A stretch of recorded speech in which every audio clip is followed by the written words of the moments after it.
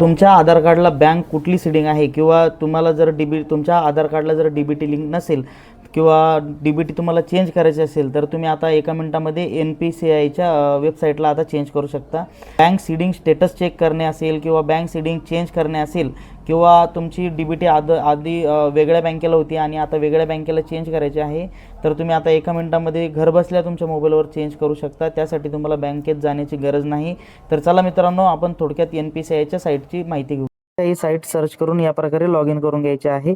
तर अशा प्रकारे आपलं डॅशबोर्ड दिसेल। मित्रांनो, या ठिकाणी 3 डॉटवरती क्लिक केल्यानंतर या पर्यायाला क्लिक करून घ्यायचं आहे। त्यानंतर भारत आधार सीडिंग इनेबलर BASE या पर्यायाला आपल्याला क्लिक करून घ्यायचं आहे। तर अशा प्रकारे आपल्याला डॅशबोर्ड दिसेल। आधार सीडिंग, डिसीडिंग, अकाउंट डिटेल्स, आधार मॅप स्टेटस, आधार मॅप हिस्ट्री। तर या आधारला कुठली बँक सीडिंग आहे याचं स्टेटस चेक करायचं असेल तर आधार मॅप स्टेटस या पर्यायाला आपल्याला क्लिक करून घ्यायचं आहे। त्यानंतर या ठिकाणी आधार नंबर टाकून कॅप्चा एंटर करून चेक स्टेटस या पर्यायाला क्लिक करून घ्यायचं आहे। तर मित्रांनो, OTP टाकल्याच्या नंतर आपल्यासमोर बँक नेम शो होऊन जाईल जे आपल्या आधार कार्डला लिंक असेल। जर आपल्याला DBT चेंज करायचे असेल तर आधार सीडिंग आणि डिसीडिंग या पहिल्या पर्यायाला आपल्याला क्लिक करून घ्यायचं आहे। त्यानंतर या ठिकाणी आधार नंबर एंटर करून घ्यायचा आहे।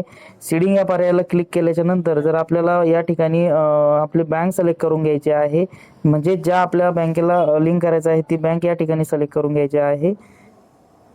त्यानंतर या ठिकाणी आपल्याला fresh bank seeding, movement same bank with another bank आणि movement from one bank to other bank असे 3 पर्याय दिसतील।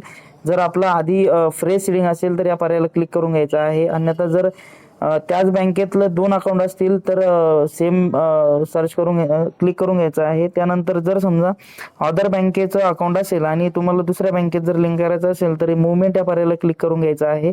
या ठिकाणी अकाउंट नंबर एंटर करून घ्यायचा आहे। 2 वेळेस एंटर केल्याच्या नंतर या पॉपअपला क्लिक करून घ्यायचं आहे। त्यानंतर कॅप्चा फिल करून सबमिट या पर्यायावरती क्लिक करायचं आहे।